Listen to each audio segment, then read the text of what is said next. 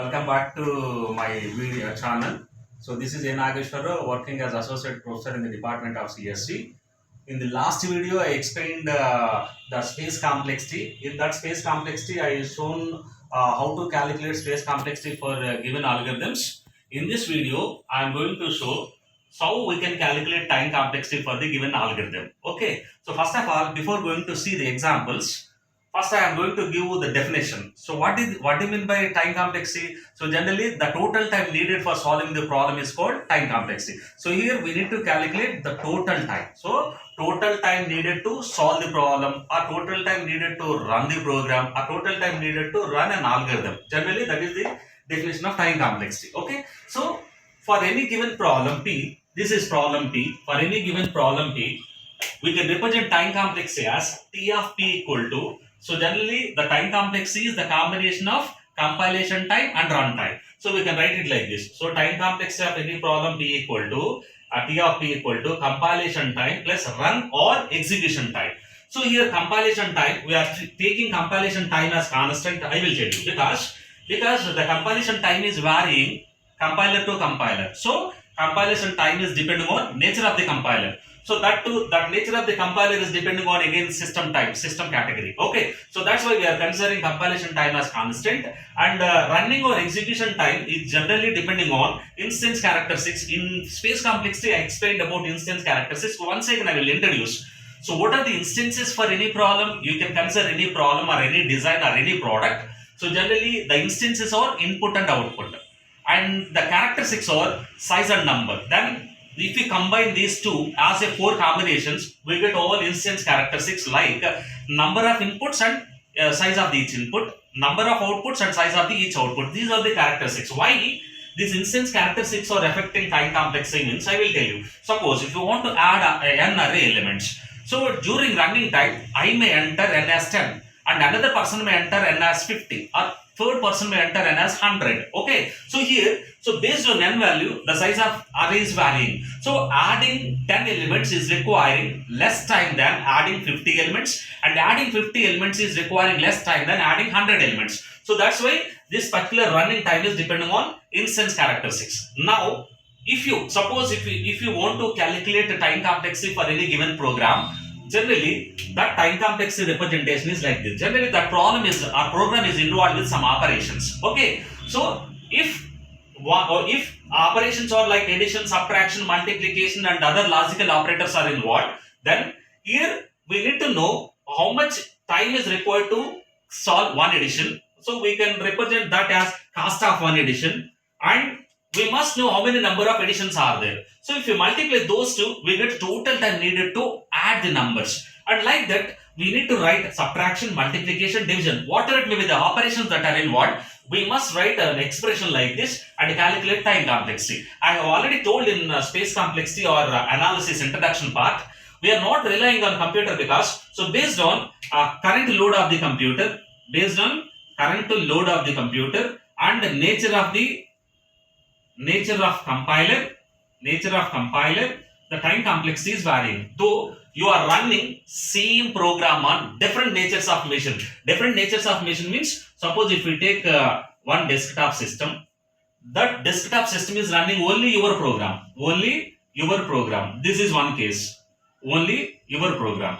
The same desktop system running your program along with other programs. And third one is suppose supercomputer. And fourth one is mainframe computer. Suppose these are the computer types. Mainframe computer. Okay. Let us assume these are the four different types of computers, and you are going to run the same program on all these categories. Suppose in first case, only your program is running in desktop system. Then compiler allocates the entire effort of the CPU onto your program only. What about second case? In second case, along with your program, some more programs are running. So the compiler duty is allocating or distributing the processor capability over all the programs. And third case is supercomputer, and fourth one is mainframe computer. So those are the different natures of computers. On those computers, we are running same program. So in first case, we can get little results little faster than second case because the entire CPU effort is distributed over all the remaining programs. Then what about third and fourth case? Supercomputer and mainframe computers are performing operations very faster than these two. Though you are running same program, we are getting different time complexes on these four different machines. So that's why we are not applying time complexity calculation on program, because we have seen what is happening if you want to calculate time complexity on program. That's why we are applying performance analysis. Performance analysis means we are analyzing algorithm, not program. So here in this particular case, we are going to calculate time complexity for all the some different examples. Some examples I will give those examples like space complexity. Here also we are considering simple iterative procedure and simple recursive procedure, and for those applications or procedures how we can calculate time complex I will show, and after that I will also take another example and I will show you how the time complex is calculated for those examples. So we are getting different time complexes on different natures of the machines. So that's why we are simply considering algorithm, because algorithm size or program size we cannot change during running time, but the running time may vary, or the execution time may vary based on the nature of the machine. So but at the time of running we cannot change the program size. So that's why here we are going to calculate the program size now. Program size means frequency. Okay na? So frequency, what do you mean by frequency? How many times the algorithmic statement is executed or repeated in the execution. Okay, so that particular one is called frequency. But how we can say whether that particular statement frequency count is 1, 0 or n or something. Okay, then I will tell you here. Here we need to identify nature of the statements. So based on these statements, we can calculate frequency count. Okay, na? If you observe your program or algorithm, we can see different types of statements in the program. So first type is comment. Okay, na? So what is comment? So generally the comment is starting with either 2 forward slashes at each line, or this is called as line comment, or we can start comment with 1 forward slash followed by star. After that we can write any number of lines comment. Then we should end the particular comment with star and forward slash. Okay, so whenever compiler sees these 2 forward slashes or this particular structure, then compiler treat it as simply comment. This particular comment is not at all treated as a programming instruction. So that's why the frequency count of the comment is 0, because that is not the programming instruction. For the sake of understanding the statement, or for the sake of understanding the entire algorithm or program, we are writing our own text. So, but while writing or including that text, we need to take care. That text must be starting with 2 forward slashes at each line if you want to write a line comment, or otherwise you should start that particular comment with forward slash followed by star. Right? We can write any number of lines comment. After that, you should close the comment with this. Okay, na? So whenever compiler sees this, but here we are manually calculating the frequency count. Just by seeing this structure or this structure, we simply omit that, because that is comment now. Okay. So second nature of the statement is assignment statement. Suppose if assignment statement is there and that assignment statement is not involved in any for loop or recursive procedures, then we treat this particular statement repetition is 1. Suppose assignment statement is like s equal to 0 in some calculation. So initialization is required at one time only. So that's why we are initializing this particular variable outside of the loop. Okay. So the repetition of this particular statement is 1. Okay. This is the second nature of this statement. Generally we are using in program. Third one is loops. Third nature of statement is loops or recursions. So the frequency count of loop is depending on range. Suppose if you write loop like for I equal to 1 to n 2. For I equal to 1 to n 2. What is the initial value of I? 1. What is the final value of I? N. Then this particular statement will be repeated n times for true case and 1 time for false case. This is false case. Once the condition is false, then only compiler brings the cursor out of the loop. So this loop must be repeated n times for true cases, and for all true cases, whatever the statements that are included in body that are going to be executed in loop, and for the false case, compiler should bring the cursor out of the loop. Okay, so these are the normal statements which we can observe in program. Okay, one is comment type, the comment type statements. So generally comments are starting with 2 forward slashes or like this. This is line comment, this one is block comment. Manually we are calculating frequency counts. As a programmer, we are including the purpose of the statement and purpose of the program. Generally we omit while calculating frequency count. We are omitting this from consideration. And whenever you see assignment statement, we are treating it as a repetition one, because the assignment generally the initialization is happening only one time. And whenever you include any statements within loop, so based on that loop range, those number of times we need to consider. Anyway, I will show you all these in examples. Okay, so like this we can take the nature of the statements. So based on this particular statements type, we can calculate or count the frequency count of entire algorithm. There are two methods for calculating frequency count. There are two methods for calculating frequency count of each and every individual statement. I have already shown the frequencies of the statements as comment frequency count is 0, because that is not at all treated as a programming instruction, and assignment statements which are not involved in any for loop or any recursive call, then such type of statements frequency count is 1. And looping statements or internal statements of the looping body are repeated based on the range. Okay, I will show you by taking examples, but before going to see examples, there are two methods. By using those two methods, we can calculate frequency count of the given algorithm. So first method is counter method, second one is tabular method. Okay, then I will tell you what is counter method. Okay, so in the counter method, generally we are using count as a variable. This is count as a variable.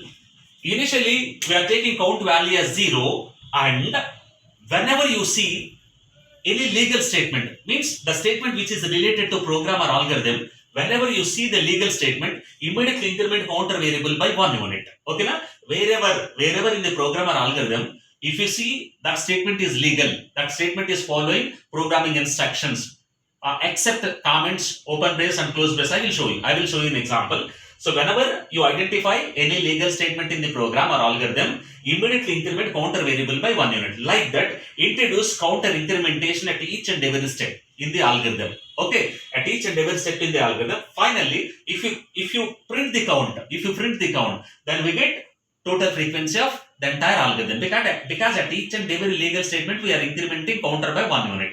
So that's why finally we get total frequency count at count variable if we display. Okay, so what is the second method? In first method we are using counter variable. In second method we are supposed to construct a table with some required number of columns, either 4 columns. I will show you in tabular method in the next video. But in this video I am going to explain a counter method with simple iterative procedure and simple recursive procedure, because generally we are experiencing either iterative statements or recursive statements or simple program in the normal programming language programs. Okay, so that's why I will take recursive, simple recursive and simple iterative procedures, and I will explain how we can introduce counter variable in the program or algorithm, and how can we get frequency count from that particular algorithm. Now I am going to explain counter method for calculating frequency count of the simple iterative procedure. This is simple iterative procedure. Simple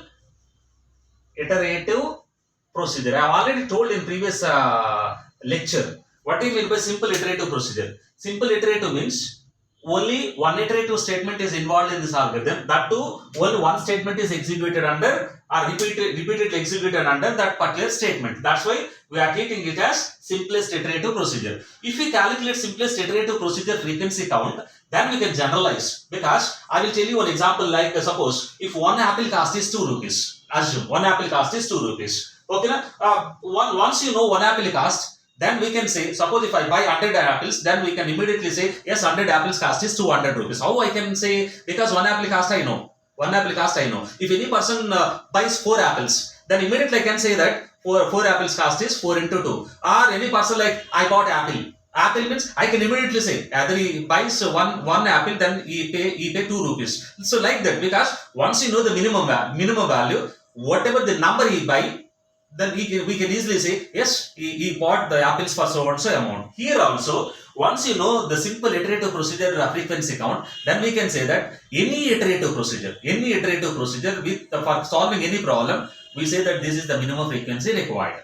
So that's why I'm going to show how much frequency count is there in this particular procedure. But here we are using counter method. So which method we are using? Counter method we are using. Then first of all we should know how we can introduce counter variable, counter incrementation variable at each and every step. Whether we need to introduce counter incrementation before executing that statement, or whether we need to introduce counter incrementation after executing the statement, I will show you on this particular procedure. Now I am writing. Okay, now take algorithm sum of a comma n, sum of a comma n. This is algorithm header.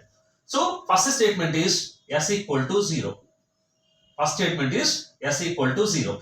Is s equal to 0 is legal statement or not? Yes, because s equal to 0 statement is required, because we are calculating sum of all array elements. So before adding a of I to s, we must start s value at 0. So this is the legal statement required. This is the even if you want to sum n numbers, if you want to sum n numbers, if you want to store n numbers sum in s or any other variable, we must start that particular variable value at 0. So initialization is very important. Otherwise, it takes garbage value as initial value here. If we forgot initializing 0, then system takes garbage any other value other than 0, which takes any garbage value that may be bigger number or smaller number, but finally we get wrong result. That's why we need to initialize s at 0. So S initialization is required. Then that particular statement is treated as legal statement for this particular algorithm. So this is legal statement now. Immediately increment count by 1 unit. So count plus means count equal to count plus 1. Okay. So here count will be incremented. Then what is the next statement now? For I equal to 1 to n. For I equal to 1 to n2. The next immediate statement is for I equal to 1 to n2. Okay na? At I equal to 1, we must check 1 against n. So 1 less than or equal to n is true. Then execute this statement. But this for is also a legal statement now. Then we must increment the count by 1 unit for this particular for loop. Count plus. So this is for loop count. This is for loop count. Okay na? So this count is for loop count. Then one legal statement is there in for loop, that is s equal to s plus a of I. Yes, this statement is also required. This is legal statement. Then increment count by 1 unit here. Count plus. You see clear now? This is looping. Up to this is loop. Okay. So start with initial step. Initialization step is legal statement now. Then increment count by 1 unit. Introduce count incrementation statement after that. Then next immediate statement in the algorithm is for loop. Okay. Now for loop is also legal and valid statement and required statement. Then increment for loop related count by 1 unit immediate after entering into for loop. And what about s equal to s plus a of I? S equal to s plus a of I is also legal statement. Then for that increment counter by 1 unit. Next, once you come out of the loop, up to n, this particular loop will be executed. But at n plus 1 also we need to execute for loop, because while we are incrementing I by 1 unit, up to n we get true case. The I will be also incremented by 1 unit after n, then I becomes n plus 1. But n plus 1 less than or equal to n is false. N plus 1 less than or equal to n is false. Then where we are going to increment counter variable for the false case? After closing this. Count equal to count plus. This is for false case. For false case. This is for true case. This is for true case. This one is for false case. Up to this is loop. Then what about the last statement now? Last statement is written. I am writing here. Last statement is written. Okay na? For written, we are supposed to increment count by 1 unit. After that only execute written statement here. Okay na? Because once written statement is executed, what will happen? What is the responsibility of written now? Written responsibility is once cursor comes to written, the written responsibility is returning the cursor back to its parent function along with the result. Even you include 1000 number of lines after written before closing. After written, if you write any number of lines, those are going to waste. Is it clear? Are wasteful. Those statements are not going to be executed. That's why for written statement, you must increment the counter variable by 1 unit before executing return. Okay. So this is the program, or this is the algorithm for calculating sum of n array elements. And in this way, we can introduce count variable. Once again, I will explain. S equal to 0, if this is the first statement in the algorithm, then that is legal statement, then immediately increment count by 1 unit. And next immediate statement is for loop. Okay, na? Here we are using count also within for loop. That's why we need to put open brace and closed brace. But here no open brace and no closed brace is required because only one statement is repeatedly executed under for loop. But here open brace and closed brace are required because we are going to introduce count incrementation for loop as well as count incrementation for statement within the loop. So that's why we need to put open and closed brace. And the first count incrementation for true case. And the next count incrementation for this statement. Okay, na? So up to this is the loop. But what about the false condition? The finally I also reaches n plus 1. After checking n with n less than or equal to n is 2, at that moment also we can execute loop. But once I value incremented by 1 unit from 1 that reaches n plus 1. Then immediately compiler verifies n plus 1 less than or equal to n or not. N plus 1 less than or equal to n is false. Then the cursor comes out of the loop. But so where we need to increment now, because that is also a legal statement and the false case also executed. Then for false case we must increment count by 1 unit after coming out of the loop. So this count is for false case. And one more statement is there here. That statement is written as. Okay, that statement is written as. But why we are going to increment a counter variable before executing return? We know the purpose of return is returning the cursor back to its parent function along with number if you mention. If you mention is which returns sum also. If you don't mention this, which simply return the cursor back to its parent function.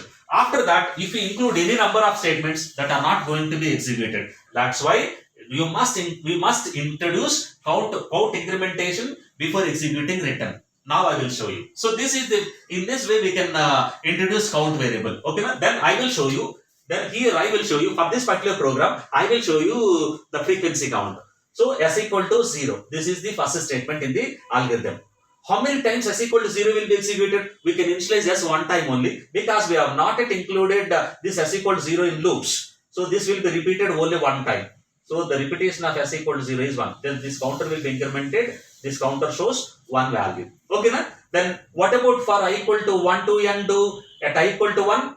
1 less than or equal to 10 is 2. Then cursor entering into the loop. Then once cursor enter into the loop, this count will be incremented by 1 unit. This count will be incremented by 1 unit. And this statement is executed one time. At I equal to 2 also, counter will be cursor will be enter into the loop. This counter will be incremented and this statement is also executed. So for all true values of I, the cursor can be entered into the loop. Then how many true values are there in loop? How many true values are there in loop? How many times I will be true? N times I will be true. Okay, n times I will be true. Then this counter will be incremented n times. Okay, na? So for there are n true cases. So n times the for loop will be executed for true case. So for those number of times, the statement will be executed. Then what is the repetition of statement? Whenever I is true, the s equal to s plus a of I will be executed. How many times I will be true? For loop is true. N times for loop is true. Then the for loop true cases are n, and statement is also executed n times. Okay, na? So once repetition is over, at the false case, the compiler knows that this is false. Or we know because we are writing program. We know that I possible values are 1 to n. Well, even after n, I will be incremented by 1 unit for checking whether true or false. But n plus 1 we get false as a result. Then immediately come out of the loop and increment for loop related false case by 1 unit, because that is also executed, but we cannot increment count here, but we cannot enter into the loop. That's why we cannot execute it. So for the false case, you must take incrementation part outside of the loop. Okay, then the last statement is written, and this particular return will be executed one time only. This return will be executed one time. Counter will be repeated one time only. Then gather all the frequency counts. So this is the S statement related frequency count is 1 plus for loop related frequency count is n is here and 1 is here, n plus 1. N is for true cases, 1 is for false case, and statement related frequency count is n. This n is frequency count of the statement, and finally 1 is the return related statement frequency count. Then what is the frequency count of this algorithm? 1 plus n plus 1 plus n plus 1, 2n plus 3. Okay, na? So 2n plus 3 is the frequency count of this entire problem or algorithm. So we can represent time complexity as t sum of n. Either you write t of n or t sum of n, because we are talking about sum. To see sum of n equal to 2n plus 3. So t sum of n equal to 2n plus 3. This is the simplest iterative procedure frequency count. But we cannot always expect only one iterative statement and only one statement will be executed within that iterative statement. That's why we need to generalize this relationship. How can we write generalized expression? Just simply put greater than or equal to. So any iterative procedure can show or can have 2n plus 3 frequency count. After that, it may have more number of more number here, because if more number of for loops are involved and each for loop, suppose more number of statements are executed, then the frequency count of such type of programs or algorithms is greater than 2n plus 3. But my intention is to show any iterative procedure is requiring greater than 2n plus 3, but this particular iterative procedure is requiring or showing 2n plus 3 is the frequency count. So from this, if we introduce counter variable, if we display counter, finally we get 2n plus 3 is the frequency count of this particular algorithm. Okay, here I am showing this relationship is any iterative procedure is requiring minimum 2n plus 3 frequency count. That's why I am showing the relationship as t sum of n is greater than or equal to 2n plus 3. So the frequency count of any iterative procedure is greater than or equal to 2n plus 3. So we have seen simple iterative procedure frequency count using counter method. I have explained. Now I am going to explain how we can introduce counter variable for the recursive procedure, and after that how we can solve, because recursive procedure we cannot directly solve recursive procedure frequency count as iterative procedure, because there is a separate method is there. First we need to construct a relationship equation, and by using another method I will give the name of that particular method while solving that. Okay, so this is the recursive procedure.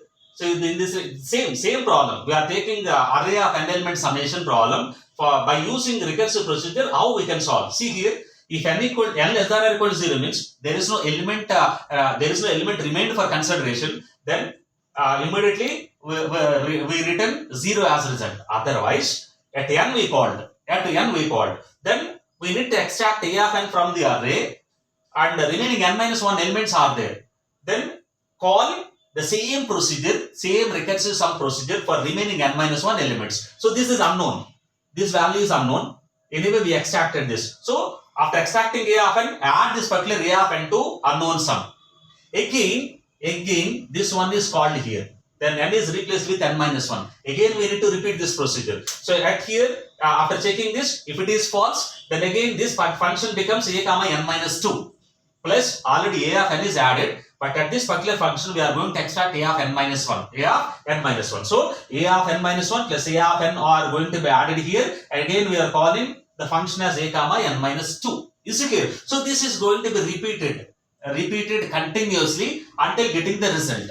Until getting this particular condition, true condition. Once condition is true, automatically we get the result, because at condition it returns 0. Whatever the sum we obtained up to previous recursive call, that will be the final summation of the sum of n numbers. So this is the logic of recursive procedure sum. But we are using counter method for calculating frequency count. That is the logic for calculating sum. But we are going to calculate frequency count of this recursive sum procedure. That too we are using counter method. What is counter method? I have already explained. Just by using count as a variable, we need to calculate frequency count of all the statements individually. So after introducing count variable, finally if we display the counter, we get the total frequency of this entire algorithm. Okay, now I am going to show how the counter can be introduced for this particular problem. Okay, now take algorithm. Just I am showing the difference between previous procedure and this. I took R here. R is representing recursive. Okay, na? Algorithm R sum of a comma n. This is the main procedure. Okay, na? R sum of a comma n. Then what is the first statement now? If n less than or equal to 0 is the first statement. If n less than or equal to 0 is the first statement. Anyway, written is there. Obviously, we get two statements. One is incrementation of this return, and another one is return statement. That's why I put open brace. Okay, but where we can introduce count incrementation for if condition, because I can tell you here, after checking condition only, we come to know that whether the condition is true or false. Okay, na? For entering into false, we need to check the condition. For entering into true block, we need to check the condition. So this condition checking is must for executing either true related block statements or false related statements. That's why it is common statement for true block and false block. So you must introduce count incrementation outside of if statement, then it is applicable to both this block and this block. So yeah, otherwise we need to increment count if condition related count here, and within else block also we need to increment. So unnecessarily we are taking count incrementation 2 times, one in if block and another one is false block. One is true block, another one is false block. So for avoiding incrementation of count at 2 places, it is best introduce count incrementation outside of if. Then once after entering into the loop, statement is written. I have already told. Generally, for written statement, you must increment count before executing written, because once written is executed, nothing is there for executing. Okay, na? So that's why before executing written, the respective count should be incremented above that. Okay, this is if. Else we need to return this particular sum along with a of n. Anyway, at n we can extract a of n, and we are combining that particular a of n to this total remaining element sum. Remaining element sum we don't know. That's why we are calling the procedure internally within itself. That's why we are calling it as recursive procedure. The same procedure we are calling within that. Okay, na? So if it is else, again we need to execute return statement. How can we involve count now? We need to involve count before execute count incrementation before executing return statement. After that, we can write a return statement here. Return. What is there that statement? R sum of same statement here we write a comma n minus 1 plus a of n. A comma n minus 1 plus a of n. So this is the recursive procedure. Okay, na? This is the recursive procedure. We are suppose if condition is false, means some more elements are there in the array. We must extract one by one element by calling the same procedure, and we must add that particular element to previous sum like this. A of n. If we repeat this procedure, we can extract a of n minus 1. Then that a of n minus 1 can be added to a of n. A of n minus 1 can be added to a of n, and again the next time we are going to repeat the same procedure at a of n minus 2. At that particular procedure we are going to extract a of n minus 2. That extracted element is going to add to this particular previous sum. So like that we need to repeatedly call the recursive procedure for extracting one by one element at each recursive call, and calculate the summation. Finally we reach n less than or equal to 0 condition, means n equal to 0 condition. So once you reach n equal to 0, then we can understand that there is no element remained for adding. Then simply return 0 as result. Then whatever this sum so return 0 means 0 will be added finally. After extracting all the elements and adding those elements to previous element, adding next element to previous element sum, so on like this. Finally we get here we get a of 1. And finally we are going to add 0. So 0 plus a of 1 plus a of 2 plus a of 3, so on a of 100, because at a recursive sum of a comma 1 we are going to extract a of 1, and again the n becomes 0. At 0 we are going to return 0 here. That 0 is added to all the remaining elements sum. Like this we can calculate result. But here question is, how can we calculate frequency count? So this the calculation of frequency count is not that much easier. This is difficult compared to iterative procedure. The recursive procedure related frequency count calculation is difficult, because we need to construct a relationship here or equation, because we have two different blocks. One block is true block, another block is false block. Then we need to construct two expressions for time complexity of recursive procedure. So based on two expressions, whatever the unknown expression that is available, we need to solve unknown expression first. After solving unknown expression, we get frequency count, and finally we add that known expression value to this. I will show you how we can solve the frequency, or how we can calculate frequency count of this particular recursive procedure now. We have already explained how we can introduce count here, and how we can calculate addition of sum of array elements how this particular recursive procedure is supporting for calculating some of array elements, I have explained. But our intention is to calculate frequency count of this entire procedure. I have already told there are two blocks. One is true block, true. This is true block. This is false block. We have two blocks. So for those two blocks, we are supposed to give. Or suppose if true block is executed, what is the frequency count? If false block is executed, what is the frequency count? So for those two conditions, we are supposed to represent as expression format. Okay, na? So we can write a frequency count or time complexity of recursive sum of n given elements is equal to 2 if n less than or equal to or n equal to 0. If n less than or equal to 0 or if n equal to 0, what is the frequency count now? If n less than or equal to 0 means the condition is going to execute. Then for condition, the count will be incremented by 1 unit, and for return is also valid statement. For return also count will be incremented by 1. So the return count and conditional statement count totally 2. Okay, na? That is the frequency count if n less than or equal to 0. Then what about frequency count if n greater than 0? If n greater than 0, first we need to check the condition. Then count will be incremented by 1 unit for checking condition, and another one is this return. Another one is this return. But directly we cannot get the constant value here because 1 plus this is 1, 2.